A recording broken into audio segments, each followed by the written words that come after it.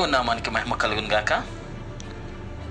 Shine of షెకెన్ of facts అను ఈ కార్యక్రమంకు ప్రేమపూర్వకంగా మిమ్మల్ని ఆహ్వానిస్తూ ఉన్నాను. చిన్న ప్రార్థన చేద్దాం. కృపా సత్య సంపూడైన గొప్ప తండ్రి, నీకు వందనాలు. ప్రత్యేకంగా నీ యొక్క సన్నిధిలో నీ వాక్యమును మేము ధ్యానం చేయడానికి మీరు ఇచ్చిన కృపను బట్టి నీకు వందనాలు. నీ యొక్క సన్నిధి మీరు మాకు తోడు అనుగ్రహించండి. జరుగుచున్న ఈ తరగతిలో నీ ప్రత్యక్షత జ్ఞానం మీరు మాకు అనుగ్రహించండి. నీ వాక్యానుసారంగా మేము జీవించినట్లు కృప అనుగ్రహించండి. యేసు నామమున ప్రార్థించి అడిగి వేడుకొనుచు ఉన్నాము తండ్రి, ఆమేన్. దేవుని నామానికి మహిమ కలుగును గాక. తిరిగి షైన్ ఆఫ్ షెకెన్ ఆఫ్ ఫ్యాక్ట్స్ అను ఈ బైబిల్ తరగతుల ద్వారా మీతో పాటు దేవుని యొక్క వాక్యాన్ని ధ్యానించడానికి దేవుడిచ్చిన ధన్యతను బట్టి దేవుని స్తుతిస్తూ ఉన్నాను. ఈరోజు ప్రత్యేకంగా దేవుడు చేసిన ఈ సృష్టి, ఈ నిర్మాణంలో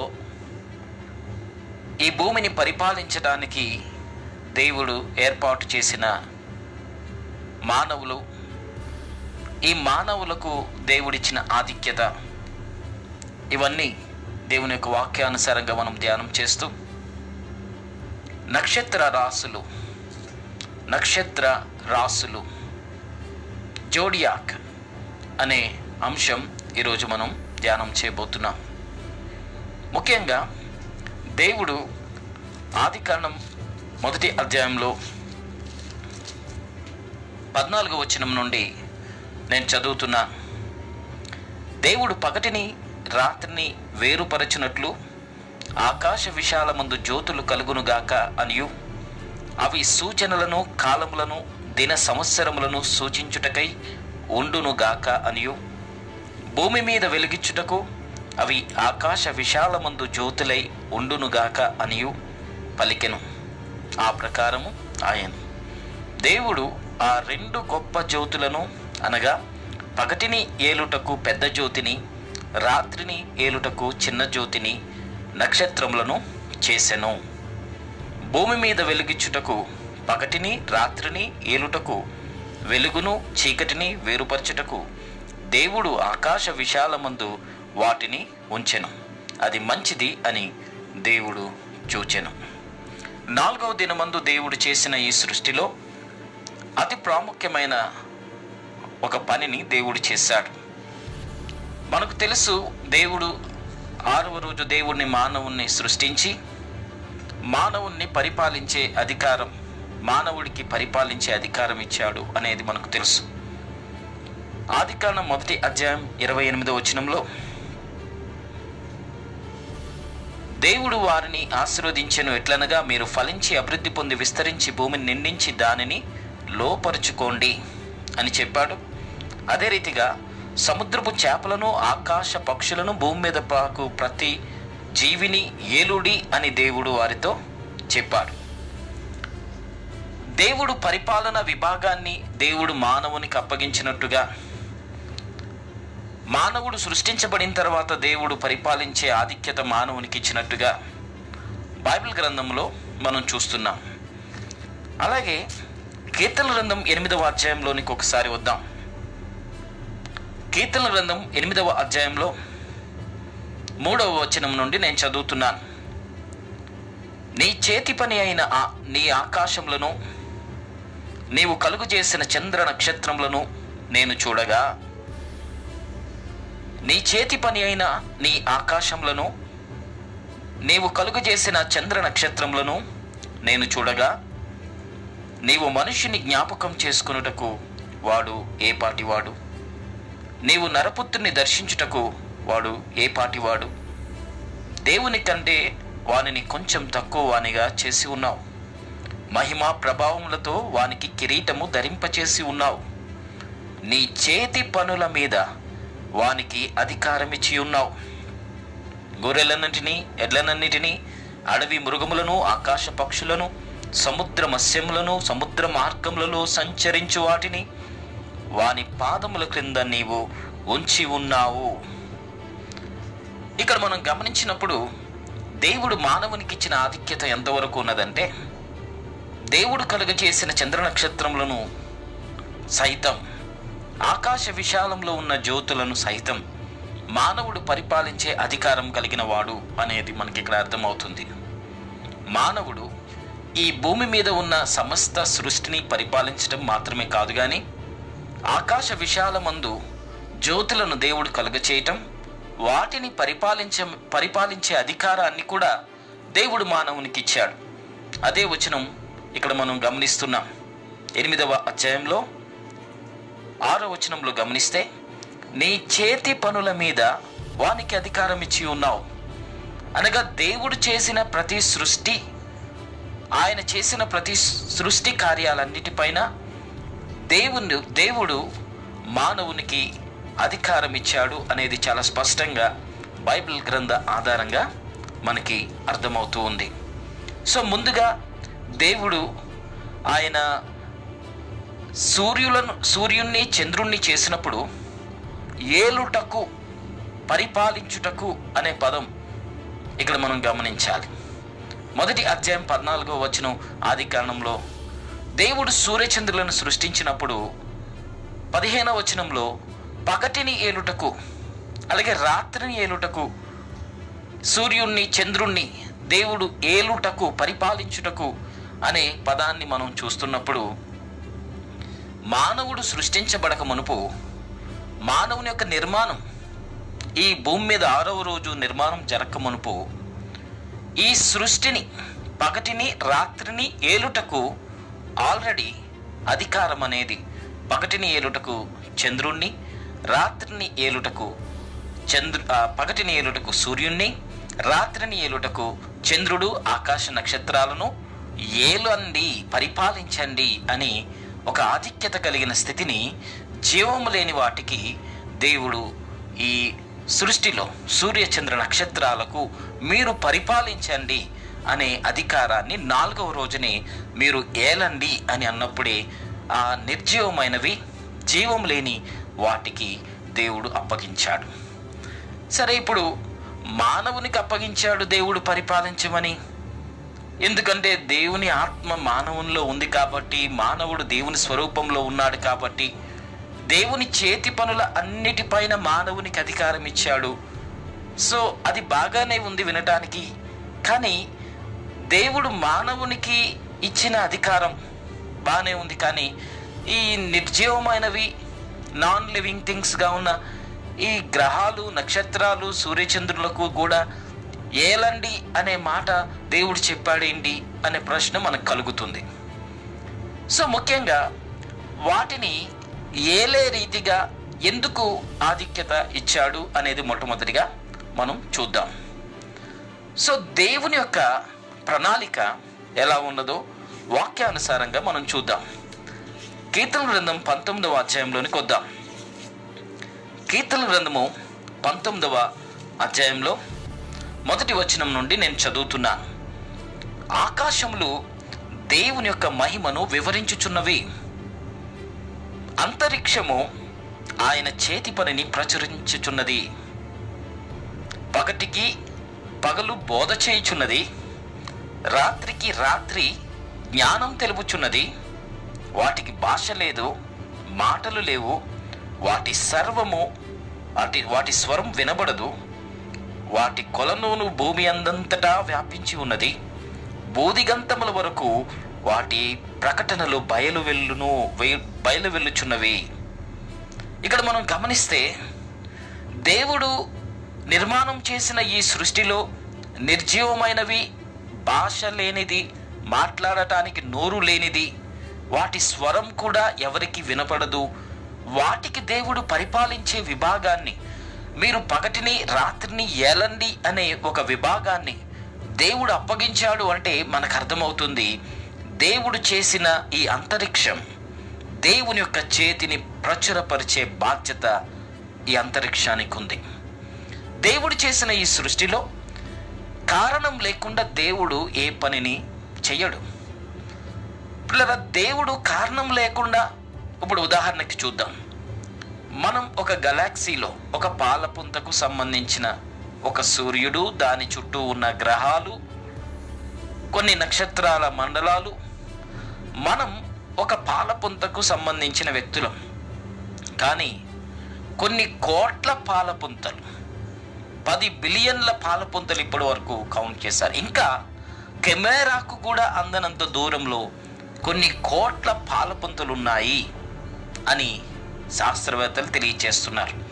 సో ఇప్పుడు మన పాలపుంతలో, మన యొక్క గెలాక్సీలో, మన ఆర్బిట్లో ఉన్న భూమి, మధ్యలో ఉన్న సూర్యుడు, వీటి చుట్టూ తిరుగుతున్న గ్రహాలు, అలాగే నక్షత్ర రాసులు, వీటిని జోడియాక్ అంటాం. ఈ జోడియాక్ అనే పదం గ్రీకు భాష పదం. హీబ్రూ భాషలో బైబిల్ గ్రంథంలో ఉపయోగించిన పదం మజరోత్ అనే పదాన్ని ఉపయోగించారు.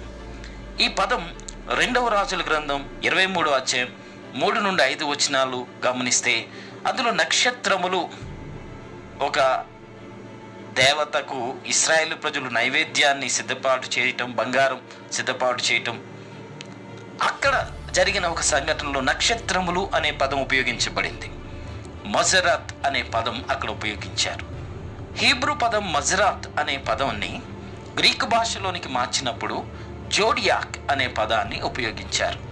జోడియాక్ అంటే ముఖ్యంగా జోడియాక్ అని అంటున్నప్పుడు ద గ్రూప్ ఆఫ్ స్టార్స్ అని అర్థం.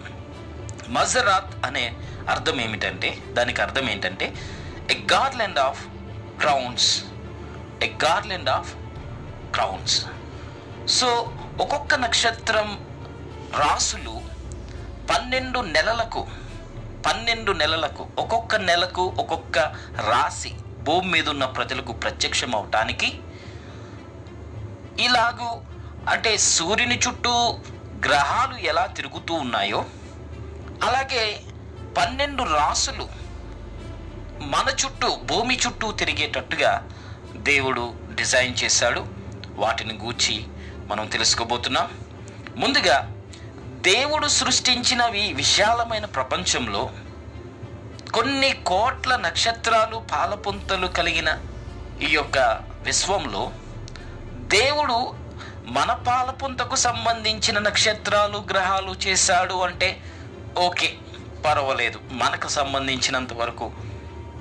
కానీ మన గ్రహం, మన యొక్క ఆర్బిట్, మనకున్న ఈ యొక్క గెలాక్సీ మించి ఇంకా కొన్ని కోట్ల గెలాక్సీలు ఎందుకు దేవుడు చేశాడు? ఇంకా కొన్ని కోట్ల నక్షత్ర మండలాలు ఇంకా ఎందుకు దేవుడు చేశాడు?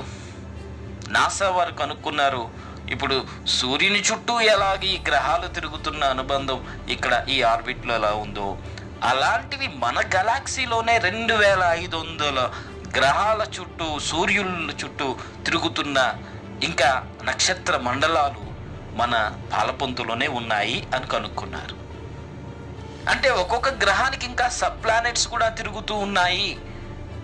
ఇలాగూ 2500 ఇంకా ఇలాంటి ఆర్బిట్స్ లాగా తిరుగుతున్న ఈ యొక్క వలయం మన పాలపుంతలో ఉన్న రీతిగానే, మన పాలపుంతలో ఉన్న ఈ సూర్యుని చుట్టూ తిరుగుతున్న ఈ గ్రహాలు, అందులో మనం భూమి, ఇక్కడ ఉన్న మనం ఎలా ఉన్నామో అలాగా ఈ పాలపుంతలోనే రకరకాలుగా 2500 రకాలుగా ఇంకా ఇలాంటి ఆర్బిట్స్ ఈ పాలపుంతలోనే ఉన్నాయి. అయితే మనం ఆలోచించాల్సింది, మన ఆర్బిట్, మన సూర్యుడు లేక మన సర్కిల్లో ఉన్న వీటిని దాటి ఇంకొక పాలపుంత ఇలా కొన్ని కోట్ల పాలపుంతలు దేవుడు చేశాడు. అయితే దేవుడు చేసిన ఈ పాలపుంతలు, ఈ నక్షత్రాలు, వీటన్నిటిని గూర్చి ఆలోచిస్తున్నప్పుడు ఎందుకు దేవుడు వాటన్నిటినీ చేశాడు? అనవసరం కదా, మన వరకు చేస్తే బాగుంటుంది కదా. ఇంత విశాలమైన ప్రపంచంలో అంత పెద్ద సృష్టి దేవుడు ఎలా చేశాడు, ఎందుకు చేశాడు అనిపిస్తుంది. పర్టికులర్గా దేవుని యొక్క ఉద్దేశం ఈ నక్షత్రాలు లేక ఈ నక్షత్ర మండలాలలో దేవుని ఉద్దేశం ఉన్నదా లేదా అనేది మనం గ్రహించడానికి పర్టికులర్గా దేవుడు వాటికి పేర్లు పెట్టే రీతిగా కీర్తన గ్రంథం 147వ అధ్యాయం 4వ వచనంలో నేను చదువుతున్న మాట, నక్షత్రముల సంఖ్యను ఆయన నియమించి ఉన్నాడు. నక్షత్రముల సంఖ్యను ఆయన నియమించి ఉన్నాడు. వాటికన్నిటికీ పేర్లు పెట్టుచున్నాడు. సో ఎప్పుడైనా దేవుడు పేరు పెట్టే రీతిగా ఒక నిర్జీవమైనది నాన్ లివింగ్ థింగ్గా ఉన్న ఒక నక్షత్రానికి పేరు పెట్టే రీతిగా దేవుడు ప్రతి నక్షత్రానికి పేర్లు పెడుతూ ఉన్నాడు అంటే there is the purpose behind the creation. దేవుడు సృష్టించిన ఈ సృష్టి నిర్మాణంలో మన కంటికి కూడా కనబడకుండా ఉన్న ఈ సోలార్ సిస్టంలో లేక ఈ ప్రపంచంలో అదృశ్యంగా ఇంకా నక్షత్రాలను దేవుడు పెట్టాడు. ఆ పెట్టిన వాటికి దేవుడు పేర్లు పెట్టాడు అంటే దేవుడు యొక్క ఉద్దేశం ఎంత గొప్పగా ఉన్నదో మనకు అర్థమవుతుంది.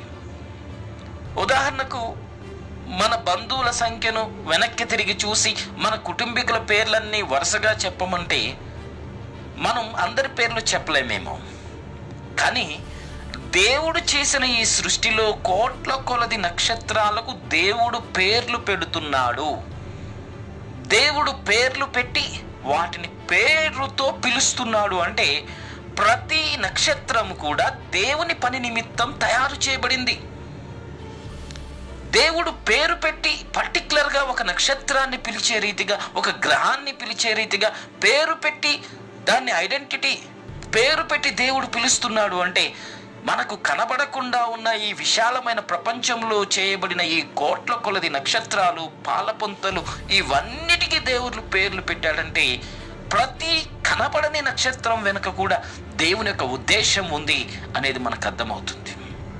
అయితే ఇంత పర్టికులర్గా దేవుడు చేసిన ఈ సృష్టిని దేవుడు ఎందుకు చేశాడు అంటే ఇప్పుడు మనం చదివాం 19వ అధ్యాయం కీర్తన గ్రంథంలో ఆకాశములు దేవుని యొక్క మహిమను వివరించటానికి.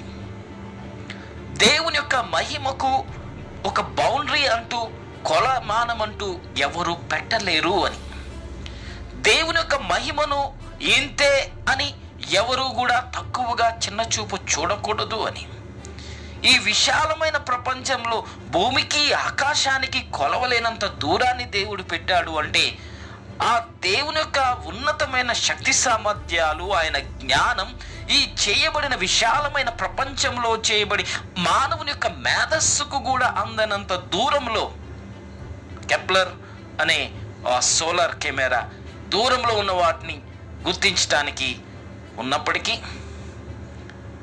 హబుల్ టెలిస్కోప్ అనేది దూరంలో ఉన్న నక్షత్రాలు చూడటానికి వీలుగా ఉన్నప్పటికీ కొన్ని కోట్ల మైళ్ళ దూరంలో నక్షత్రాలను పెట్టాడు అంటే మానవుని యొక్క దృష్టికి, మానవుని యొక్క మేధస్సుకు కూడా అందనంత దూరంలో వాటన్నిటిని ఏర్పాటు చేయటం మాత్రమే కాదు, మానవుడికి కనబడని నక్షత్రాన్ని కూడా దేవుడు పేరుతో పిలిచి, దేవుడు పేరు పెట్టి పిలిచి వాటిని ఎప్పుడు మానవునికి ప్రత్యక్షపరచబడాలో లేక ఎందుకు దేవుడు వాటిని సృష్టించాడో ప్రతి ఈ నిర్మాణం వెనుక దేవుని యొక్క ప్రణాళిక ఉన్నది అనేది మనకు అర్థమవుతూ ఉంది.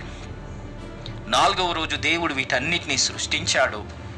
ఈ సృష్టించబడిన వాటన్నిటికీ పేర్లు పెట్టాడు. ఆదాముకు పేర్లు పెట్టమని ఇచ్చిన ఉద్యోగం ఏంటో తెలుసా?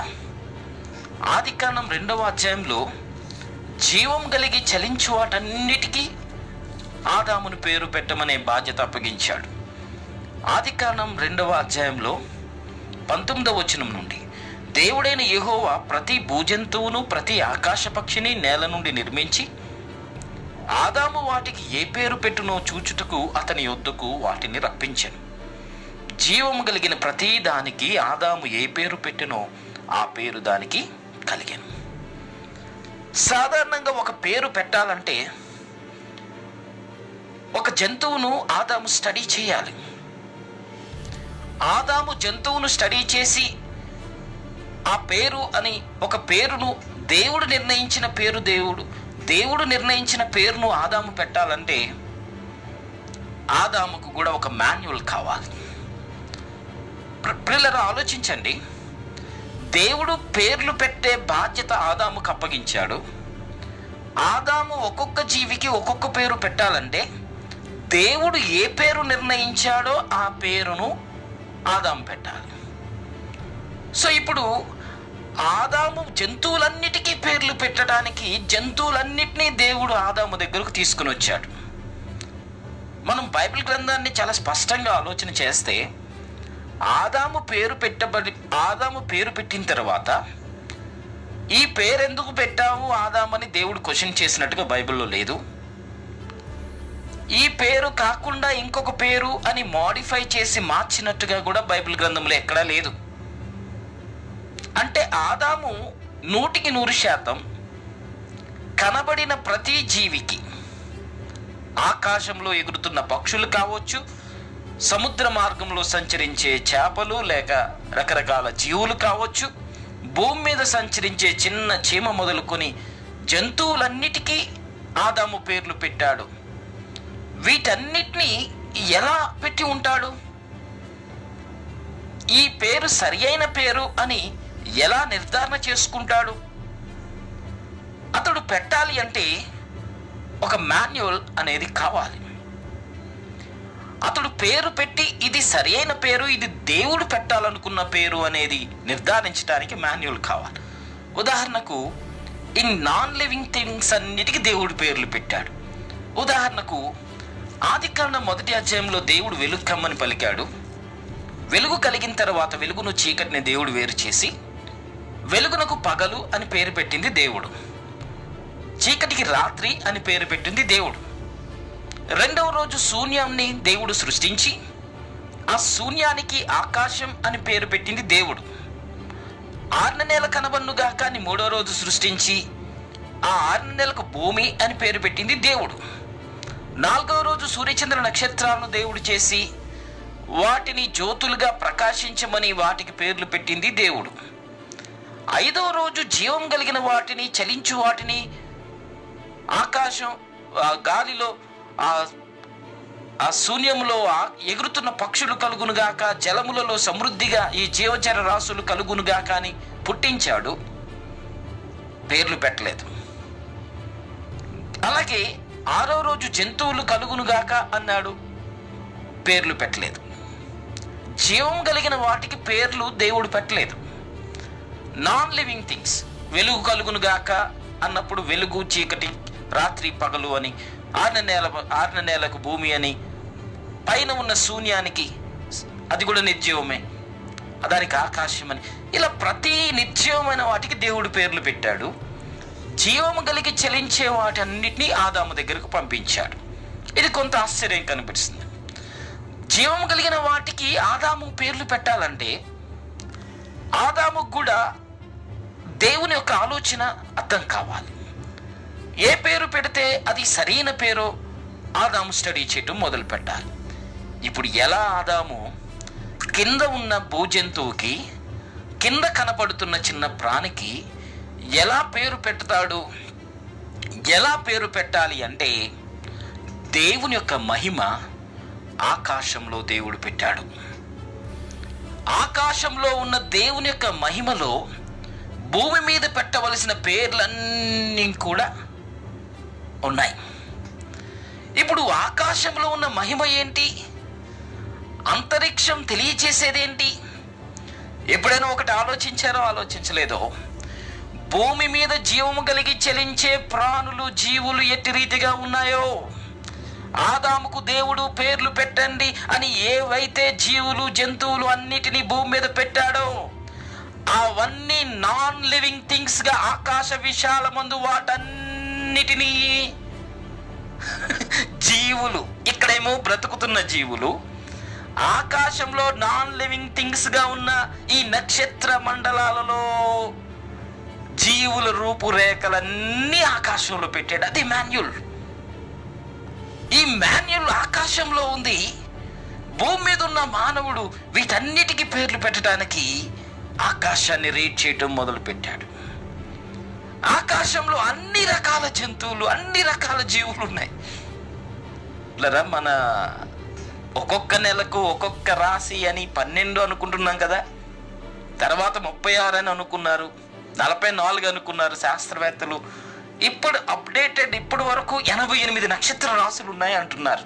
ఏంటి ఇప్పుడు 12 నెలలకు 12 రాశులుగా కనబడుతున్న అంటే రాసులు అంటే సింహరాశి, కన్యరాశి ఇవన్నీ ఉన్నాయి కదా, అవన్నీ మనం వస్తాం.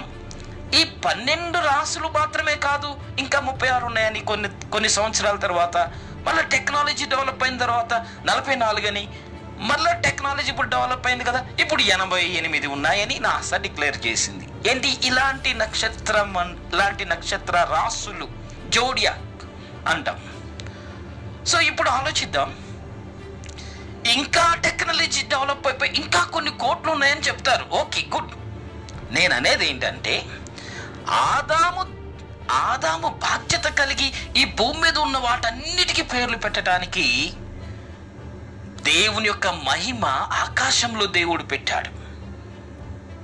వాటికి జీవం లేదు, మాట్లాడటం తెలియదు, కానీ రూపురేఖలన్నీ భూమి మీద ఉన్న జీవులను పోలి ఉన్నాయి. భూమి మీద ఉన్న జీవులను పోలి ఉన్న ఆకాశ నక్షత్రాలను ఆదాము చూడటం మొదలుపెట్టాడు. ఆకాశ నక్షత్రాలన్నీ స్టడీ చేయటం మొదలుపెట్టాడు. భూమి ఆకాశాలను దేవుడు సృష్టించి ముందుగా ఆదామును తర్వాత ఎందుకు సృష్టించాడంటే దేవుడు ఎంత జ్ఞానవంతుడో ఆదాము తెలుసుకోవాలి. దేవుడు చేసిన ఈ విశాలమైన ప్రపంచంలో కోట్ల కొలది నక్షత్రాలన్నిటినీ డిజైన్ చేసి ఒక్కొక్క నక్షత్ర మండలం, ఒక్కొక్క నక్షత్ర రాశి, ఒక్కొక్క జీవిని ప్రతిబింబించే రీతిగా దేవుడు చేశాడంటే అదేమన్నా చిన్నదా? జూపిటర్ గ్రహమే తీసుకుందాం, భూమి కన్నా 4 రెట్లు పెద్ద గ్రహం. అది ద కింగ్ ఆఫ్ ప్లానెట్స్ అంటాం. అంత పెద్ద గ్రహం, ఒక్క గ్రహం భూమి కన్నా. మరి నక్షత్రాలు చాలా పెద్దవి. ఇంత పెద్ద నక్షత్రాలన్నీ కూడా విశాలమైన ప్రపంచంలో వెలుగుతూ ఉండే జ్యోతులుగా దేవుడు పెట్టి ఒక్కొక్క చోట ఒక్కొక్క రాశిని, నక్షత్రాల రాశితో ఒక్కొక్క డిజైన్. ఒకటేమో మేక డిజైను, 2 వ్యక్తులు ఉన్నట్టుగా మిథునము, ఇంకొక డిజైన్ సింహము, ఇంకొక డిజైన్తో స్త్రీ, ఇంకొక డిజైన్, అన్నీ డెకరేట్ చేసి నిర్జీవమైన వాటితో పైన మేకప్ డెకరేషన్ చేసి జ్యోతులుగా ప్రకాశించేటట్టు చేసి ఆదాము పైకి చూస్తున్నప్పుడల్లా అక్కడున్నది మాన్యుల్, ఇక్కడున్న జీవికి పేర్లు పెట్టడానికి దేవుడు ఆత్మ సంబంధమైన జ్ఞానాన్ని దేవుడు మనిషికిచ్చాడు. దేవుడు ఆత్మ సంబంధమైన జ్ఞానాన్ని మనిషికిచ్చాడు. అందుకే ఆదాము బాగా స్టడీ చేసి ఈ భూమి మీద ఉన్న జీవులన్నిటికీ పేర్లు పెడుతున్నప్పుడు ఆకాశంలో ఉన్న జీవులన్నిటినీ స్టడీ చేశాడు. దేవుడు పేరు పెట్టాడు ఆకాశ నక్షత్రాలకు. ఆ పేరేం పెట్టాడో అది భూమి మీద ఉన్న జీవులకు పెట్టాడు. అర్థమవుతుందా? ఇందాక చదివాం కదా, కీర్తన గ్రంథం 147వ అధ్యాయం 4వ వచనంలో నక్షత్రములన్నిటికీ దేవుడు పేర్లు పెట్టాడు. పేర్లు పెట్టిన వాటన్నిటిని స్టడీ చేయటం మొదలు పెట్టాడు. ఆ నక్షత్ర రాసులను చూస్తుంటే అవి కూడా జీవుల్లాగానే ఆదాము కనబడుతున్నాయి. ఈ జీవులుగా కనబడుతున్న ఆకాశ నక్షత్రాలను చూసి దేవుడు వాటికి ఏ పేరు పెట్టాడో అది ఆలోచించి అప్పుడు భూమి మీద కనబడుతున్న ఈ జీవికి, ఈ అల్పమైన జీవికి, ప్రాణికి పేర్లు పెట్టడం మొదలు పెట్టాడు. ఇలా పేర్లు పెట్టడం మొదలుపెట్టిన కారణంగా ఆదాముకు దేవుడు జ్ఞానం నేర్పించాడు.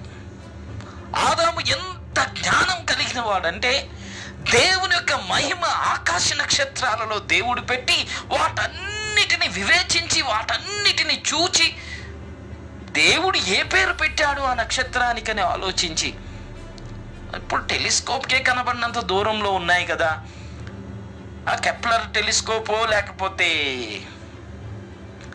హబుల్ టెలిస్కోప్కో వీటికి కూడా కనబడినంత దూరంలో ఉన్నాయి కదా. అంటే ఆత్మ సంబంధమైన కనుదృష్టిని మించిన టెలిస్కోప్ ఏదన్నా ఉందా?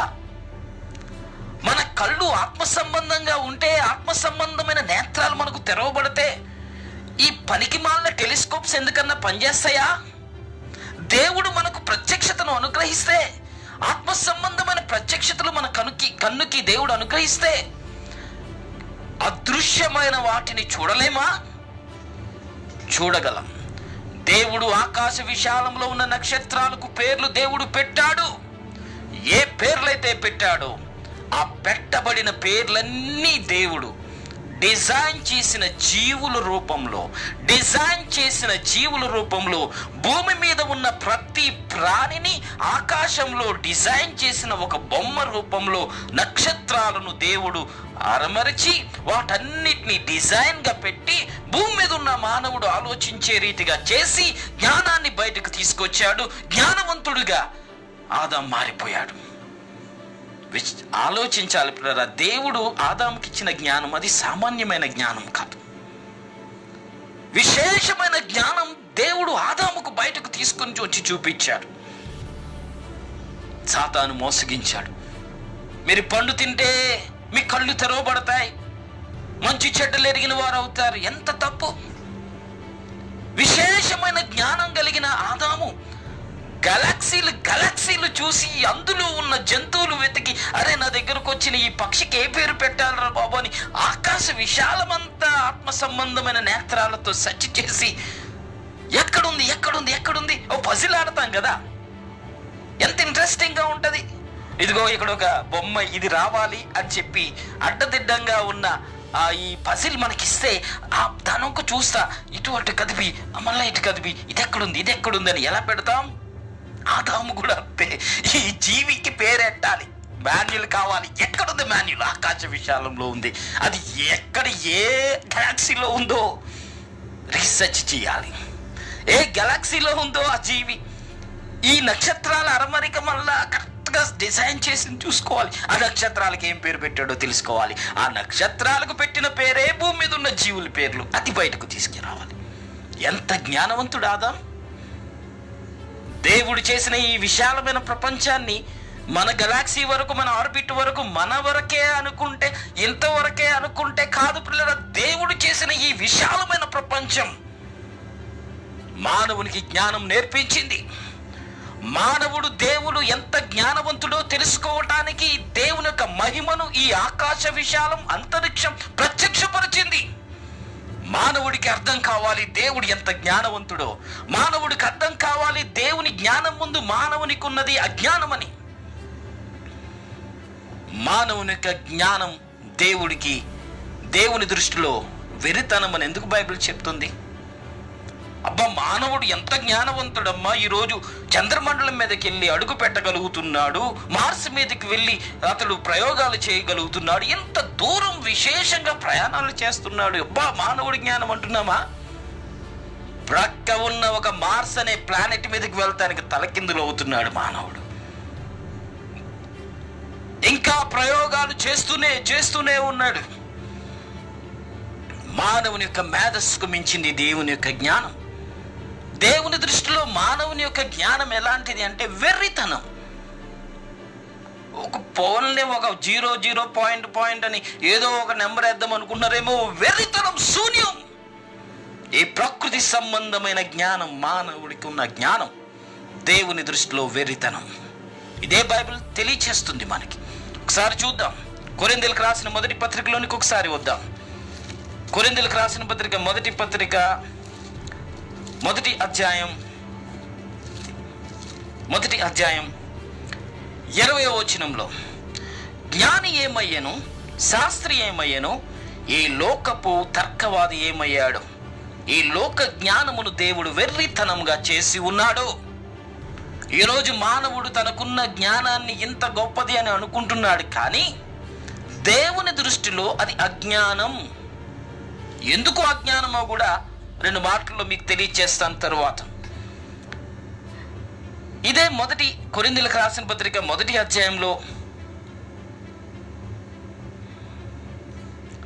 22వ వచనంలో చూస్తే, యూదులట సూచక క్రియలు చేయమని అడుగుతున్నారు, గ్రీసు దేశస్థులు జ్ఞానమును వెతుకుతూ ఉన్నారు. ఈ జోడియాక్ అనే పదం గ్రీకు పదమే. చాలా విశేషమైన జ్ఞానం ఈ యొక్క గ్రీకు ప్రజలకు ఉంది. ఈ జ్ఞానం గ్రీకు ప్రజల దాకా ఎందుకు వచ్చింది అంటే, ఈ గ్రీకుల కన్నా ముందు పరిపాలన చేసిన పారసీకుల నుండి వచ్చింది. Persian Kingdom. ఈ పర్షియన్స్కి మళ్ళా ఈ జ్ఞానం ఎక్కడి నుండి వచ్చింది?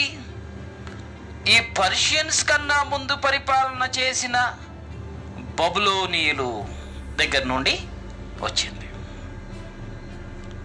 ఈ బబులోనీయులు, ఈ పర్షియన్ కింగ్డమ్, ఇది కొంత జ్ఞానాన్ని ప్రపంచానికి తెలియచేస్తే దీనికన్నా ఇంకా ఎక్కువ జ్ఞానం ఈజిప్ట్లో కూడా కనబడుతుంది. వారు కట్టిన పిరమిడ్స్, రాజుల కొరకు వారు నిర్మించిన 400 ఎత్తు అడుగులున్న ఈ కొండల్లాంటి ఈ పిరమిడ్స్ సరిగ్గా రాజు నక్షత్రం వలె మారతాడని, కరెక్ట్గా నక్షత్రాన్ని కొలతలను బట్టి ఆ నక్షత్రానికి సరిగ్గా ఈ సమాధి ఆ పెట్టెలో ఉన్న మనిషి కనబడే, ప్రత్యక్షపరచబడే రీతిగా ఇలాంటి పిరమిడ్స్ కూడా వారు కట్టారు. ఈ జోడియాక్ అనేది ఈజిప్షియన్స్ డిజైన్ చేసేసారు ఎప్పుడో ఈ 12 రాసులను గూర్చి. కొంతకాలం తర్వాత, కొన్ని సంవత్సరాల తర్వాత, కొన్ని వేల సంవత్సరాల తర్వాత చైనీస్ కూడా జోడియాక్ని సిద్ధం చేసేసారు. ఒకరికొకరికి పరిచయాలు లేవు, ఒక దేశం పక్క పక్కన లేదు, ఒకరి భాష ఒకరికి రాదు. కానీ ఆకాశాన్ని స్టడీ చేసిన వీరు చైనీస్ జోడియాక్ రెడీ చేసుకోగలిగారు, ఈజిప్ట్ జోడియాక్ రెడీ చేసుకున్నారు, బబులోనియన్లు జోడియాక్ రెడీ చేసుకున్నారు. ఏ దేశమైనప్పటికీ, ఏ రాజ్యం భూమి మీద ఉన్నప్పటికీ వారు జోడియాక్స్ రెడీ చేసుకోవటం, అలా నక్షత్రాల వలె మేము కూడా ప్రకాశించాలని నక్షత్రాలకు వీరు పేర్లు కూడా పెట్టుకోవడం జరిగింది. వీళ్ళ పేర్లు నక్షత్రాలకు ఆపాదించి దేవుడుగా చలామణి అవ్వాలని, ఈ పేరు ఈ నక్షత్రానికి, ఈ గ్రహానికి నా పేరు ఉండాలని వీరి పేర్లు కూడా వాటికి పెట్టించటం జరిగింది. అంటే ఎంత ధ్యాస వీరికి, ఎంత జ్ఞానం వీరికి. ఆకాశంలో కనబడకుండా ప్రకాశిస్తున్న నక్షత్రాలను పోలిన జీవితం మాకుండాలి అని వీరు నక్షత్రాన్ని చూసినప్పుడల్లా ప్రపంచానికి మేము వెలుగుగా ఉండాలి, ప్రపంచానికి మేము సంపూర్ణంగా మా పరిపాలన, మా రాజ్యం ఉండాలని వీరందరూ ప్రయత్నించిన వారే. ఇదంతా కూడా ఈ రాజ్యాల చరిత్రలన్నీ భూమి మీదకు రాకముందు ఒక విశేషమైన వ్యక్తి బైబిల్ గ్రంథంలో ఉన్నాడు. అతనుకున్న జ్ఞానం ఇంత అంతా కాదు పిల్లరా. ఆది కాండంలో 10వ అధ్యాయంలో మనకు ఆ వ్యక్తి కనబడతాడు. ఆ వ్యక్తి పేరేంటి అనుకుంటున్నారు? నిమ్రోద్. ఈ నిమ్రోద్ అనేవాడు ఆది కాండం 11వ అధ్యాయంలో అతడు ఒక బాబేలు గోపురాన్ని కట్టిస్తాడు. ఆ బాబేలు గోపురం యొక్క ఉద్దేశం ఏంటో తెలుసా? అతడి ఉద్దేశం ఏంటో తెలుసా? చూడండి 11వ అధ్యాయంలో ఎందుకు దేవుడు ఆ టవర్ కూలగొట్టేశాడు, ఎంత మేజర్గా అతడు ఆలోచించాడు, ఎంత క్రిమినల్ మైండ్తో అతడు ఆలోచించాడు. అతడు కడుతున్న ఆ కన్స్ట్రక్షన్ వెనక ఎంత భయంకరమైన ఆలోచన ఉంటే దేవుడు ఆ పర్వతాన్ని, ఆ కట్టిన గోపురాన్ని కూలగొట్టేస్తాడు. అమ్మో, ఆ నిమ్రోదుకున్న జ్ఞానం విశేషమైన జ్ఞానమై ఉండాలి. అతడు ఏదో భయంకరమైన ఆలోచన అతడు చేసి ఉండాలి. ఆ గోపురాన్ని కట్టే ఉద్దేశం వెనక ఏదో ఒక స్వార్థం ఉండాలి. ఆ స్వార్థం ఎంత గొప్పదైతే దేవుడే భూమి మీదకు దిగొచ్చి భాషలు తారుమారు చేస్తాడు. అతని ఆలోచన ఎంత గొప్పదైతే దేవుడే దిగొచ్చి కంగారు పడి ఈ పర్వతాన్ని కూలగొట్టడం, భాషలు తారుమారు చేయటం ఎందుకు దేవుడు దిగొచ్చాడు? ఆది కాండం 11వ అధ్యాయంలో మనం చూద్దాం. ఆది కాండం 11వ అధ్యాయం 4వ వచనం నుండి నేను చదువుతున్నాను. ఇది జలప్రలయం జరిగిన తర్వాత ఇక మరలా జలప్రలయం వచ్చినప్పుడు పైకెక్కి కూర్చోవచ్చు, అందుకే పెద్ద గోపురం కట్టాడని అందరూ అనుకుంటాం.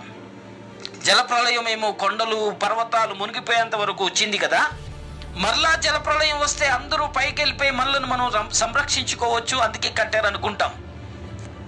కాదు పిల్లరా, సేఫ్టీ కోసం కట్టలేదు. అది తలదాచుకోవడానికో లేక జలప్రలయం వచ్చినప్పుడు ప్రాణాన్ని దక్కించుకోవడానికో కట్టింది కాదా పర్వతం. అలా కట్టుకుంటే దేవుడు ఎందుకు కూలగొడతాడు? దేవుడు ఎందుకు అక్కడికి వస్తాడు? తలదాచుకోవడానికో ప్రాణ రక్షణ కొరకో కట్టలేదు. అది చాలా ప్రాముఖ్యమైన ఉద్దేశం అప్పటికే నిమ్రోదు కలిగి ఉన్నాడు. ఈ నిమ్రోదు కలిగి ఉన్న ఇతని యొక్క ఆలోచన ఏమిటో ఇప్పుడు మనం చూద్దాం. ఆది కాండం 11వ అధ్యాయం 4వ వచనం నుండి నేను చదువుతున్నాను. మనము భూమి యందంతటా చెదిరిపోకుండా ఒక పట్టణమును, ఆకాశమునంటూ శిఖరమును, భూమి యందంతటా చెదిరిపోకుండా కట్టుకోవాల్సింది పట్టణం. బాగా ఆలోచన చేయండి. భూమి యందంతటా చెదిరిపోకుండా అందరం ఒకటే ప్లేస్లో సెటిల్ అవుదాం, అందరం ఇక్కడే ఉందాం అని కట్టడానికి కావాల్సింది పట్టణం. శిఖరం కాదు. ఈ శిఖరాన్ని కట్టాలి అని అనుకున్నప్పుడే ఒక ఆలోచన నిమ్రోదులో ఉంది. ఆ నిమ్రోదు ఆలోచన ఏంటి?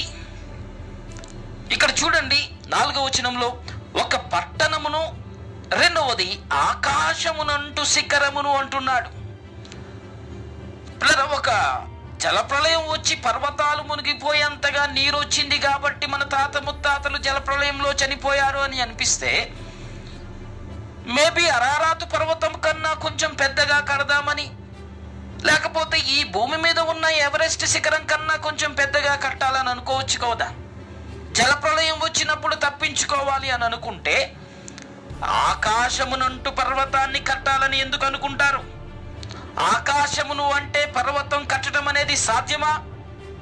ఆకాశమునంటే పర్వతాన్ని కట్టడానికి ఇతనికి కల ఉద్దేశం ఏంటి? పరిపాలించే వ్యవస్థ దేవుడు పైన పెట్టాడు. ఆ స్థానం, పగటిని ఏలుటకు సూర్యుని, రాత్రిని ఏలుటకు చంద్రుని దేవుడు పరిపాలన వ్యవస్థను పైన పెట్టాడు. అదృశ్యముగా కనబడకుండా ఉన్న సూచనల కొరకు, జ్యోతులుగా వెలిగించుట కొరకు ఉన్న ఇది దేవుని యొక్క మహిమ. దేవుని యొక్క మహిమ అంతరిక్షంలో దేవుడు భద్రపరిచాడు. ఆకాశమునంటూ శిఖరాన్ని కట్టడానికి గల ప్రధానమైన కారణం దేవుని యొక్క మహిమలోనికి వెళ్ళాలి. దేవుని యొక్క మహిమలో తన సింహాసనాన్ని ఏర్పాటు చేసుకోవాలి. అదృశ్యంగా కనపడకుండా ఉన్న ఈ నక్షత్రాల మండలాలలో దేవుని యొక్క మహిమ ఉన్నది. ఆ దేవుని యొక్క మహిమను అంటే రీతిగా గోపురం కట్టాలి. ఆ గోపురంపై తన సింహాసనాన్ని ఏర్పాటు చేసుకోవాలి. అక్కడ తాను కూర్చోవాలి. ఎంత భయంకరమైన ఉద్దేశం నిమ్రోదు కలిగి ఉన్నాడు. దేవుని యొక్క మహిమను ఎవ్వరికి దేవుడివ్వడు. దేవుని యొక్క నా మహిమను నేను ఎవరికి ఇవ్వను అన్నాడు. నిమ్రోదుకి ఎందుకు ఇస్తాడు? నా మహిమను నేను ఎవరికి ఇవ్వను అన్నాడు. నిమ్రోదుకి ఎందుకు ఇస్తాడు? దేవుని యొక్క మహిమను దొంగిలించే ఉద్దేశం కలిగి ఉంటే. జలప్రళయం వస్తే తలదాచుకునే ఉద్దేశం కాదు. ఎత్తైన శిఖరం కట్టుకుని నీళ్ల ప్రవాహం నుండి తప్పించుకుందామని కాదు. ఆకాశమునంటే శిఖరం. ఆకాశం దేవుని యొక్క మహిమను బయలుపరుస్తూ ఉంది. అంతరిక్షం దేవుడు చేసిన కార్యాలన్నిటినీ ప్రత్యక్షపరిచి సాక్ష్యమిస్తూ ఉంది. దేవుడు ఏర్పాటు చేసిన ఈ పరిపాలనా వ్యవస్థ, వాటికి నోరు లేదు, వాటి స్వరం ఎవరు వినరు. కానీ ప్రత్యక్షపరచబడిన ఈ నక్షత్ర మండలాలు, ఈ పాలపుంతలన్నీ దేవుని యొక్క మహిమ అని బైబిల్ చెప్తుంది. ఆ దేవుని యొక్క మహిమను అంటే గోపురాన్ని కట్టడానికి నిర్ణయం తీసుకున్నాడు. ప్రారంభించాడు పనిని. గోపురాన్ని కట్టే పనిని ప్రారంభించాడు. ఆకాశమునంటే గోపురం నిర్మాణం జరిగిపోతూ ఉంది. ఇది సామాన్యమైన విషయం కాదు. అప్పటికి ఎంత టెక్నాలజీ ఉంటే అంత గొప్ప గోపురాన్ని కట్టగలుగుతాడు. అంత గోపురం పైకి కట్టాలంటే ఎంత లోపలికి అతడు తవ్వాలి. ఆర్కిటెక్ట్ ఇంజనీర్గా పనిచేశాడు. అంత పైకి గోపురం లేవాలంటే ఎంత విశాలంగా పునాదులు వేయబడాలి. ఇంత విశాలంగా పునాదులు ఎంత లోపలికి వేయాలి, ఎంత లోపలికి భూమి లోపలికి వేసి ఎంత పైకి మళ్ళా కన్స్ట్రక్షన్ కట్టవచ్చు. ఇది మామూలు ప్లాన్ కాదు. ఇది సామాన్యమైన చిన్న కట్టడం కాదు. ఇది దేవుని యొక్క మహిమ కలిగిన స్థానాన్ని ఆక్రమించే ఉద్దేశంతో, పరిపాలించే విధంగా నేనుండాలి. దేవుడు నియమించిన వాటిని బట్టి కాదు. నేను పరిపాలన చేయాలి ప్రపంచాన్ని, నేను అక్కడ నుండి పరిపాలన చేయాలి, నా సింహాసనం అంత ఎత్తులో ఉండాలి అని కోరుకున్నాడు. దేవుని యొక్క ఉద్దేశానికి ఇది భిన్నమైన అభిప్రాయం. ఉదాహరణకు ఈ భూ పరిస్థితిని బట్టి మనం ఆలోచన చేస్తే, దేవుడు మానవుని కొరకు ఏర్పాటు చేసిన స్థలం ఏదెను తోట అనేది మనం గుర్తిస్తున్నాం. ఈ ఏదెను తోటను దేవుడు ఉన్నతమైన విలువలతో ఒక ప్రాంతం, ఒక గార్డెన్గా దేవుడు చేశాడు. ఒకవేళ ఆదాము తప్పు చేయకుండా ఉంటే, దేవుని యందు భయభక్తులు కలిగి ఉంటే, అక్కడే సంతానం అంతా జన్మిస్తే నిజంగానే ఒక దేవుని పట్టణంగా ఏదెను తోట అనేది భూమి మీద దేవుని ఉద్దేశం నెరవేర్చబడేది. దేవుని పట్టణం అంటే ఎలా ఉంటుందో, అలాంటి పట్టణం ఏదైనా తోటలో కన్స్ట్రక్షన్ జరిగేది. కానీ దేవుడు అతి ప్రాముఖ్యంగా భావించిన ఆ ఏదైనా తోట దేవుడు నియమించిన సరిహద్దులు కాకుండా, దేవుడు నియమించిన ఇలాంటి ఏదైనా తోట దేవుని ప్రజలతో ఉండే తోట అనేది దేవుడు డిజైన్ చేస్తే, తర్వాత కాలంలో వచ్చిన జలప్రళయాన్ని బట్టి ఏదైనా తోట మొత్తం ఆ ఇసుకతో కప్పబడింది. ఇప్పుడు ఏమీ లేదు అక్కడ. జీవఫల వృక్షాల చెట్లు, ఏదైనా తోటలో అప్పుడున్న ఫలాలు అవన్నీ ఏమీ లేవు. ఎడారైపోయింది ఆ ఏరియా అంతా. ఇప్పుడు అరబ్ ఎమిరేట్స్ ఏరియాలు, అక్కడున్న ఇజ్రాయెల్ ఏరియాలు, అక్కడున్న సిరియా, ఇవన్నీ ప్రక్కనన్నీ కూడా ఎడార్లుగా దేవుడు బీడు భూమిగా చేసి పడేశాడు జలప్రళయం వచ్చిన తర్వాత. ఇప్పుడు నిమ్రోదుకు వచ్చిన ఆలోచన ఏంటో తెలుసా? పట్టణం అని ఆలోచిస్తున్నాడు. ఏంటో తెలుసా? ఒకప్పుడు దేవుడు ఏదైనా తోటలో మానవుల్ని అభివృద్ధి చేసి ఎలాంటి పట్టణం అయితే, ఎలాంటి క్రియారూపకంగా ఎలాంటి ప్రాంతం అయితే దేవుడు నిర్మించాలని అనుకున్నాడో అలాంటి నిర్మాణాత్మకమైన ఒక పట్టణాన్ని కట్టాలి. ఈ పట్టణంలో నేనుండాలి. ఈ పట్టణంలో ఒక గోపురం ఉండాలి. ఆ గోపురం పైన ఒక సింహాసనం ఉండాలి. ఆ సింహాసనం పైన నేను ఉండాలి. ఈ సింహాసనం కింద ప్రజలు ఉండాలి. నేను పరిపాలన చేయాలి. నా స్థానం దేవుని యొక్క మహిమ కలిగిన స్థానం. ఇది నిమ్రోదు యొక్క ఆలోచన. విచిత్రమైన విషయం ఏమిటంటే, నిమ్రోదు జీవితంలో నిమ్రోదు చేసుకున్న భార్య, లేక నిమ్రోదుకు ఉన్న భార్య పేరు, తన భార్య ఎవరో తెలుసా? తన భార్య సొంత తల్లే. సొంత తల్లే. ఈ సొంత తల్లి గురించి మన బైబిల్లో ఎక్కడా లేదు, కానీ అది పేరు రాసి ఉంచాను. కొంత సమయంలో చెప్తాను. సమీరమిస్ ఇది మన బైబిల్ గ్రంథంలో ఆమె పేరు లేదు, కానీ చరిత్ర ప్రకారంగా చూస్తే సమీరమిస్ అనే ఆమె నిమ్రోద్ యొక్క భార్య. ఈ సమీరమిస్ దేవతగా ఉండాలి. గమనించండి, ఈ సమీరమిస్ అనే తల్లి దేవతగా ఉండాలి. నిమ్రోద్ అనే కొడుకు దేవుడుగా ఉండాలి. దేవుడు, దేవత, ప్రపంచాన్ని పరిపాలించే రీతిగా వారి ఆలోచన ఉంది. ఎంత భయంకరమైన ఆలోచన! సొంత తల్లితో వివాహం జరిగిన వాడు నిమ్రోదు. ఆ సమీరమిస్ అనే ఆమె ఒక దేవత, ప్రపంచానికి కుమారుడుగా ఉన్న నిమ్రోదు దేవుడు ప్రపంచానికి. వీరికి ఒక పట్టణం, ఒక గోపురం, వారి సింహాసనం ఆకాశం అంటే రీతిగా దేవుని మహిమ కలిగిన స్థానంలో ఉండాలి.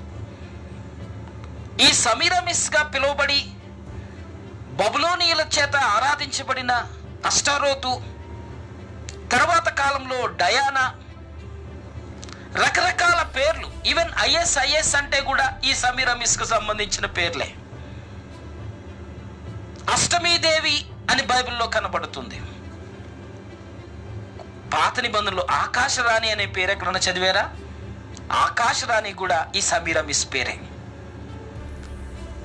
బాబేలు అనే పేరు, అది మెసొపొటేమియా అనే ప్రాంతానికి సంబంధించింది. ఆ మెసొపొటేమియా ప్రాంతంలో ఉన్న ఆ భూభాగంలో ఈ బాబేలు గోపురం కట్టే ప్లాన్ చేశారు.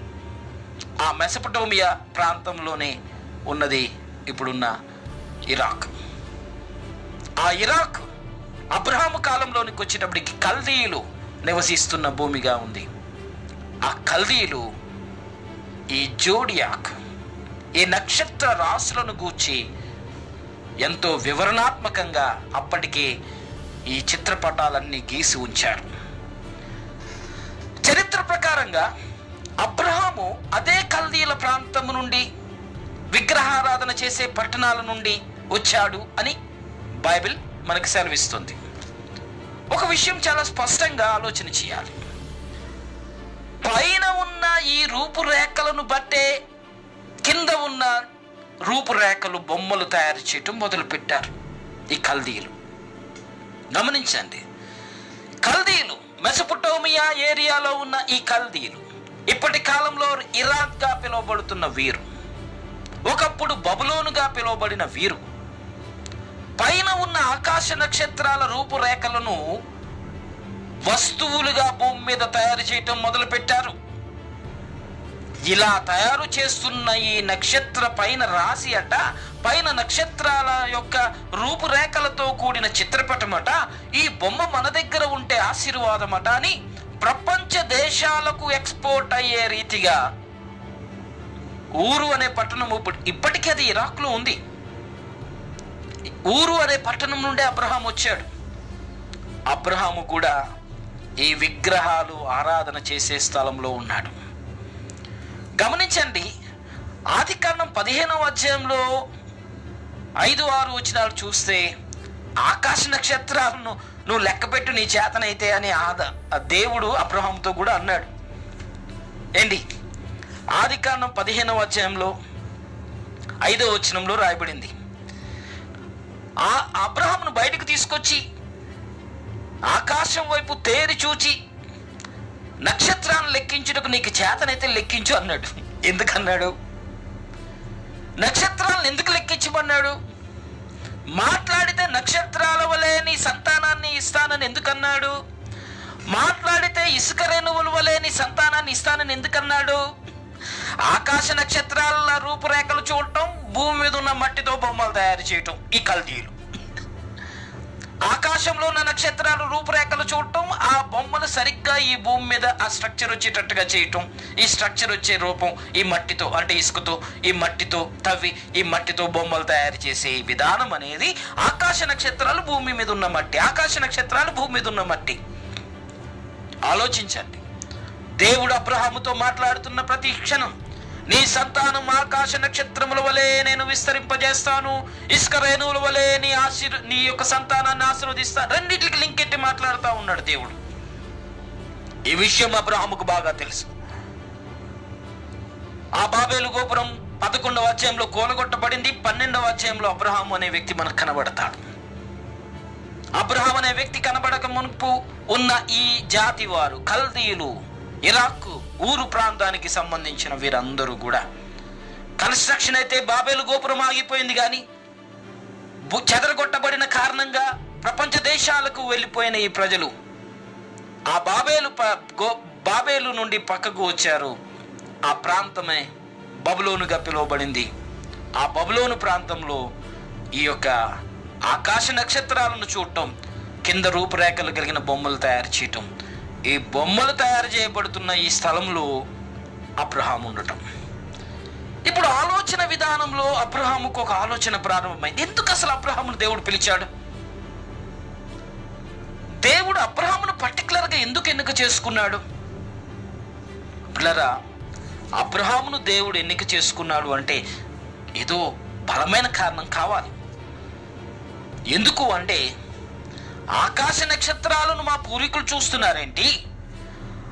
అలా చూచిన నక్షత్రాలు భూమి మీద రూపురేఖలు ఇస్తున్నారేంటి? ఆకాశంలో ఉన్న నక్షత్రాలు నిర్జీవమైనవే, భూమి మీద తయారు చేయబడుతున్న వాటి రూపాలు నిర్జీవమైనవే కదా. కాబట్టి ఈ నిర్జీవమైన ఈ రూపురేఖల్ని మానవులు ఆరాధించటం ఏంటి? వాటికి సాగిలపడటం ఏంటి? అసలు దేవుడు అంటే ఎవరు? దేవుడు ఎలా ఉంటాడు? దేవుడు అంటే మాట్లాడాలి కదా, దేవుడైతే చూడాలి కదా, దేవుడైతే పని చేయాలి కదా. కనబడుతున్న ఆకాశ రూపురేఖలతో బొమ్మలు తయారు చేయటం, ఎంతమంది దేవుళ్ళు ఉన్నారు? అసలు ఎన్ని రూపురేఖలు అసలు ఉన్నాయి భూమి మీద? అబ్రహాములో ఆలోచనలు ప్రారంభమయ్యాయి. అబ్రహాము ఆలోచనలు ప్రారంభమయ్యి అబ్రహాము జీవితంలో దేవుడంటే ఎవరు అనే ప్రశ్న ఏర్పడింది. ఆకాశ నక్షత్రాలను చూడటం, వాటి రూపురేఖలు విగ్రహాల రూపంలో చేయటం, ప్రపంచ దేశాలకు ఎక్స్పోర్ట్ చేస్తున్న స్థలంలో ఉన్న అబ్రహాము, ఎంతమంది దేవుళ్ళు ఉంటారబ్బా? ఉన్న దేవుడు ఎన్ని రూపాల్లో ఉంటాడబ్బా? సరే, దేవుడు అంటున్న ఈ విగ్రహం కనబడటానికి బాగానే ఉంది, కానీ మాట్లాడట్లేదేంటి? చూడట్లేదేంటి? మన ప్రార్థన వినట్లేదేంటి? కదలట్లేదేంటి? ఈ బొమ్మలన్నీ దేవుడని ఎలా అంటున్నారనే ఆలోచన అబ్రహాములో ప్రారంభమైంది. ఇలా ప్రారంభమైన ఆలోచన దేవుణ్ణి వెతికేటట్టుగా చేసింది. దేవుణ్ణి వెతికేటట్టుగా చేస్తున్న అతని ప్రయత్నం, దేవుడంటే ఎవరో తెలుసుకోవాలనే ఆశ. దేవుడంట ఆశ కలిగిన ప్రాణం తృప్తిపరుస్తాడంట. ఎవరిని పడితే వాళ్ళని పిలవడం. దేవుడు ఎవరిని పడితే వాళ్ళని పిలవడు. నీ దాన్ని నువ్వు పోతుంటే నీతో ఎందుకు దేవుడు మాట్లాడతాడు? నీకు సంబంధించిన వరకు నీ బాధ్యతలు, నీ జీవితం, నీకున్న ఆస్తి, నీ గురించి నువ్వు ఆలోచించుకుంటుంటే మధ్యలో దేవుడు ఎందుకు ఇన్వాల్వ్ అవుతాడు? పొరపాటున నువ్వు దేవుని గురించి ఆలోచిస్తే దేవుడు నీకు ప్రత్యక్షం అవుతాడు. నువ్వు రోజుకు ఆలోచించే కొన్ని వేల ఆలోచనలో ఒక్క ఆలోచన దేవుని గురించి ఆలోచిస్తే ఆ ఒక్క ఆలోచనను బట్టి దేవుడు నీతో మాట్లాడతాడు. నువ్వు ఒక్క ఆలోచన అనే సంధి దేవుడికి ఇస్తే వెంటనే దేవుడు నీకు రియాక్ట్ అవ్వడానికి రెడీగా ఉన్నాడు. ఎందుకంటే జీవం కలిగినవాడు కనుక, ఆయన మాట్లాడగలిగిన వాడు కనుక, ఆయన వినగలిగిన వాడు కనుక, ఆయన జీవం కలిగి బ్రతికున్నాడు కనుక నువ్వు ఇచ్చే ఒక్క నిమిషం, ఒక్క సెకండ్ చాలు దేవుడికి నీ జీవితంలో మార్పులు దేవుడు చేయటానికి. నిర్జీవమైన వాటి బొమ్మల మధ్య ఉంటున్న అబ్రహాము జీవితంలో జీవం కలిగిన దేవుడు అంటే ఎవరో అనే వెతికే ప్రయత్నం చేస్తూ ఉన్నాడు. అలాంటి అబ్రహాము జీవితంలో దేవుడు మార్పును తీసుకొచ్చాడు. 12వ అధ్యాయం మొదటి నుండి మనం చూస్తే అబ్రహాము వెంటనే అక్కడ ప్లేస్ నుండి ట్రాన్స్ఫర్ చేయించేస్తున్నాడు. నీ దేశం వదిలిపెట్టి అంటాడు. ఎందుకు? అక్కడ ఎక్స్పోర్ట్ చేస్తున్నారు, విగ్రహాలతో ఉన్నది. నీ దేశాన్ని వదిలిపెట్టే అన్నాడు. ఆలోచన విధానం అంతా దేవుడంటే ఎవరో తెలుసుకునే ప్రయత్నం ఉంది కనుక, దేవుడంటే ఎలా ఉంటాడో అనే ఆలోచనలు అబ్రహాములో ప్రారంభమయ్యాయి కనుక, అబ్రహాము జీవితంలో అతని ఆలోచనలను బట్టి నేను ఇక్కడ కాదు, ఈ ప్రాంతం కాదు, దేవుడంటే ఇలా ఉండడు అనే ఆలోచనలు ఆ ప్రాంతాన్ని చూస్తేనే అబ్రహాముకు విరక్తి కలుగుతూ ఉంది. ఇలా ఉంటాడు, దేవుడు అలా ఉంటాడని వేల రూపాయలు చేస్తుంటే అలా దేవుడు ఉండడబ్బా అనే ఆలోచన, ఇక్కడేంటబ్బా నా జీవితం అనుకుంటూ గడుపుతున్నాడు. అలాంటి సమయంలో నీ దేశాన్నే వదిలిపెట్టు అన్నాడు. నీ దేశాన్ని వదిలిపెట్టు అన్నాడు. అబ్రహాము వదిలిపెట్టాడు. తన తండ్రి ఇంటిని వదిలిపెట్టు అన్నాడు. అబ్రహాం వదిలిపెట్టాడు. బంధువులను కూడా వదిలిపెట్టే అన్నాడు. ఎందుకంటే బంధువులు వస్తే మళ్ళా ఏదో ఒక రూపం పట్టుకుని వస్తారు. బంధువులు అబ్రహాముతో పాటు వస్తే ఏదో ఒకటి, ఇది కూడా దేవుడే కదా మనం పట్టుకెళ్ళాలంటారు. ఇలాగూ ఉన్న సమయంలో దేవుడు అబ్రహామును వేరు చేసి విశ్వాసం మీద, దేవుని మీద ఆధారపడడం అంటే ఏంటో నేర్పించాడు. కనబడుతున్న సృష్టి మీద కాదు, కనబడుతున్న ప్రతిమ మీద కాదు, విగ్రహం మీద కాదు, విశ్వాసం మీద ఆధారపడటం అంటే ఏంటో నేర్పించాడు. కట్టు బట్టలతో బయటికి రా అంటే విశ్వాసం మీద ఆధారపడే జీవితం అబ్రహాముకు నేర్పించాడు. కనబడుతున్న సృష్టి మీద ఆధారపడమని దేవుడు మనకు చెప్పటం లేదు. కనబడుతున్న ఈ సృష్టి దేవుని యొక్క మహిమను ప్రత్యక్షపరుస్తుందని ఆలోచించమంటున్నాడు. కనబడుతున్న ఈ సృష్టి నిర్మాణం అంతా కూడా దేవుని యొక్క జ్ఞానాన్ని ప్రత్యక్షపరుస్తుంది అని తెలియచేస్తున్నాడు. కనబడిన ప్రతి దానిని దేవుడు దేవుడని అనటానికి కాదు. రాజులు వచ్చారు బబులోను కాలంలో, గ్రీకు కాలంలో ఉన్నవారు, ఈజిప్ట్ కాలంలో ఉన్నవారు. వారు ఏం చేశారు? పైన ఆకాశంలో ఒక సర్పం ఉంది, నక్షత్రాల రూపంలో సర్పమే. ఆ సర్పం నా తల మీద ఉండాలనుకున్నాడు ఫరో. ఫరో కిరీటం మీద సర్పం పెట్టుకున్నాడు. యుక్తి కలిగినది, రిచ్, జ్ఞానం, వివేకం సర్పంకు ఉంది. నేను కూడా జ్ఞానవంతుణ్ణని ప్రజలకు తెలియాలంటే ఆ సర్పం ఇక్కడ తగిలించుకోవాలనుకున్నాడు. నక్షత్రాలలో సర్పం రూపం ఉంది, పెట్టుకున్నాడు. వారు ఆరాధించిన ఆ దూడ ముఖం నక్షత్రాలలో ఉంది. పైన ఉన్న ఈ నక్షత్రాలలో ఉన్న రూపురేఖలు ఈజిప్షియన్స్ అడాప్ట్ చేసుకున్నారు. వాటిని దేవుళ్ళుగా వాళ్ళు అడాప్ట్ చేసుకున్నారు. పైన ఉన్న రూపురేఖలు బబులోనీయులు అడాప్ట్ చేసుకున్నారు. బబులోనీయులు 6 మేజర్ గాడ్స్గా పెట్టుకున్నారు. అందులో జీవులు ఉన్నాయి, జంతువులు ఉన్నాయి. అలాగే 66 ఇంకా కొన్ని దేవుడు దేవతలుగా పెట్టుకున్నారు. వీటిని మించి 6, 36, 66 వీటిని మించి 666 దేవుళ్ళను పెట్టుకున్నారు బబులోనీయులు. బబులోను ఒక కాయిన్లో 1 నుండి 36 సంఖ్య వరకు నంబర్స్, ఒకవేళ నెట్లో సెర్చ్ చేసి చూడండి, బబులోన్ కాయిన్ 1 నుండి 36 వరకు. ఇప్పుడున్న సుడోక్ అనే గేమ్ అక్కడ నుండే వచ్చింది. 1 నుండి 36, 1 into 2 into 3 into 4 into count చేసి చూడండి, టోటల్ 666. 6 మేజర్ గాడ్స్, 36 మంది ఇంకా దేవుళ్ళు, 66 మంది ఇంకా దేవుళ్ళు, 666 దేవుళ్ళు. ఇలాగూ 666 దేవుళ్ళుగా ఆకాశ నక్షత్రాలను చూసి రూపకల్పన చేసిన దేవుళ్ళ రూపురేఖలే భూమి మీద ఇంపోర్ట్ అయినాయి బబులోనీయులు. ఆ బబులోనీయులు ఇంపోర్ట్ చేసుకున్న ఈ నక్షత్రాల రూపురేఖలుగా ఉన్న ఈ జీవులు, దేవతలు, దేవుళ్ళుగా ఇంపోర్ట్ చేసుకున్న బొమ్మలే తర్వాత పర్షియులు అడాప్ట్ చేసుకున్నారు. ఈ పర్షియులు ఆరాధించడానికి ఉపయోగించిన ఈ బొమ్మలే ఆ పర్షియన్ కింగ్డమ్ అనేది, మాదియ పారసీక దేశం అనే కింగ్డమ్ అనేది. ఒకసారి గుర్తు చేసుకోండి, బబులోను రాజ్యము నుండి అప్పటి కాలంలో కూషు దేశం, ఇప్పుడున్న ఇథియోపియా దేశం, ఆశ్వరోషు కనబడతాడు బబులోను రాజు ఎస్తేరు గ్రంథంలో. కూషు దేశం నుండి మన ఇండియా దేశం వరకు పరిపాలన చేశాడు బబులోను రాజు. ఆకాశ నక్షత్రాలను చూసి చేసుకున్న ఈ రూపురేఖలు కలిగిన ఈ దేవుడు దేవత ప్రతిమలు ఇథియోపియా దేశం నుండి మన ఇండియా దేశం వరకు పరిపాలన చేస్తున్న బబులోనీయులు ప్రమోట్ చేశారు. తర్వాత కాలంలో వచ్చిన పర్షియన్స్, వారు కూడా ఆకాశంలో ఉన్న ప్రతిమలను చూసి భూమి మీద చేసుకున్న విగ్రహాల ప్రతిమలు ఉన్నాయి కదా, అదే పర్షియన్ కింగ్డమ్ బబులోను తర్వాత వచ్చిన పర్షియన్ కింగ్డమ్. బబులోనుకు ఎన్ని దేశాలైతే బానిసలుగా ఉన్నాయో, మరలా కూషు దేశం నుండి ఇండియా దేశం వరకు బబులోనీయుల తర్వాత పర్షియన్స్ పరిపాలన చేశారు. ఆ పర్షియన్స్నే ఇరాన్ దేశస్తులు అంటాం. ఇప్పటికే ఇరాన్ కేఫ్ ఉంది కదా మన హైదరాబాదులో.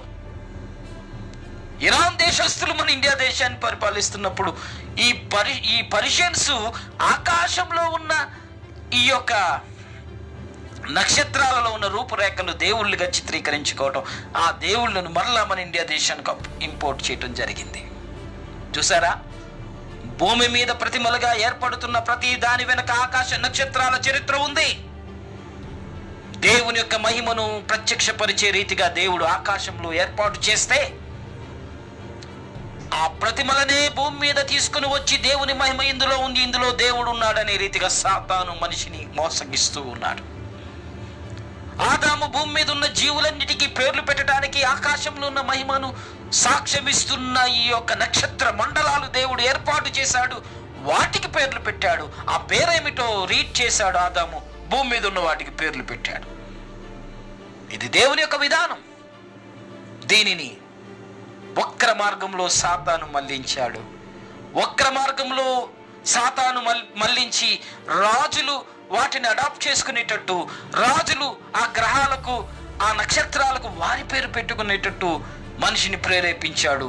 మనుషులు ఆకాశ నక్షత్రాల మేము కూడా ఉండాలని ఫరో ఒక కొండలాంటి సమాధులు కట్టుకోవడం, నక్షత్రంలాగా అయిపోతాడు చనిపోయిన తర్వాత రాజు అనే భావన కలిగించడం. నక్షత్రం అనేది ఎంతో ప్రాముఖ్యం కదా. Bless you all. అందరికి వందనాలు. దేవుని చిత్తమైతే మరలా రేపు కలుద్దాం. కొంత టెక్నికల్ ఇష్యూస్, సో నేను ముగిస్తున్నాను. God bless you all. దేవుడు మిమ్మల్ని దీవించును గాక.